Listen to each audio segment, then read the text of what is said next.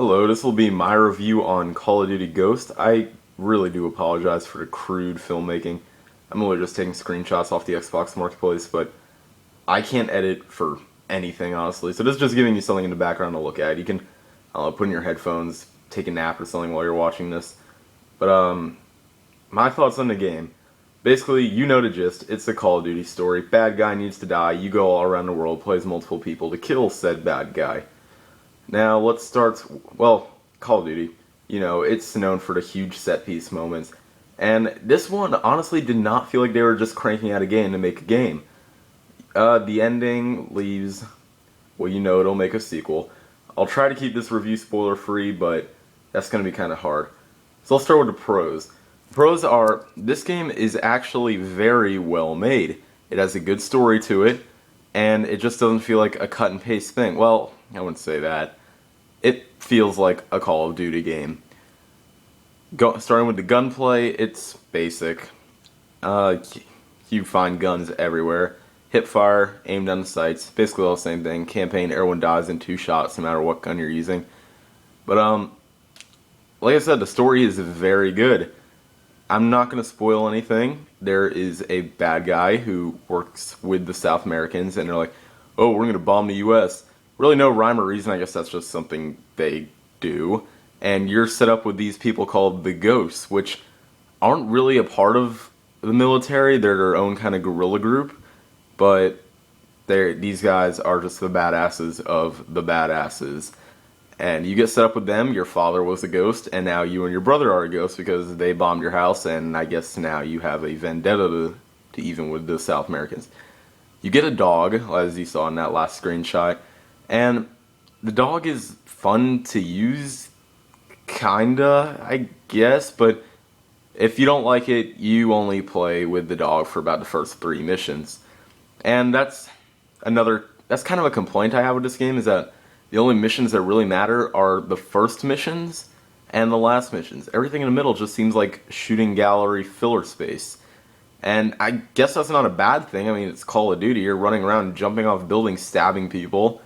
And that's fun if you haven't played a Call of Duty game before. Now it just seems like they're doing it just so they can crank out what they call a campaign because they know everyone's going to be playing the multiplayer.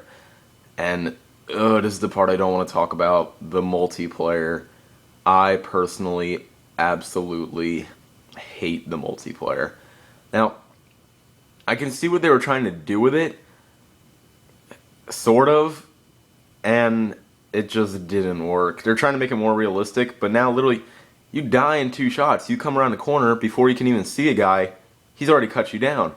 And even so, the flinch is just so bad. You get shot once and you're pointing at the ceiling. So it's not whoever has more skill, it's whoever gets the first shot off, and that just takes no skill, therefore it's no fun for me. So either you wait until, if they even do, come out with a patch for the flinch thing, or you put on a perk that reduces the flinch. But not only that, that's wasting one of your perks on something that you shouldn't really need. And second, it's hard to get perks. You get these things called squad points now. It's kind of like Call of Duty points from the Black Ops games, but now it's just done badly. You get a squad point for participating in the game, you get another one for winning the game, and I guess you get more for completing the field orders, which are basically just challenges. They're just given a fancy name. And other than that, they add up very slowly, and you start out with 3 classes default, and you have to pay 20 squad points to just unlock another class.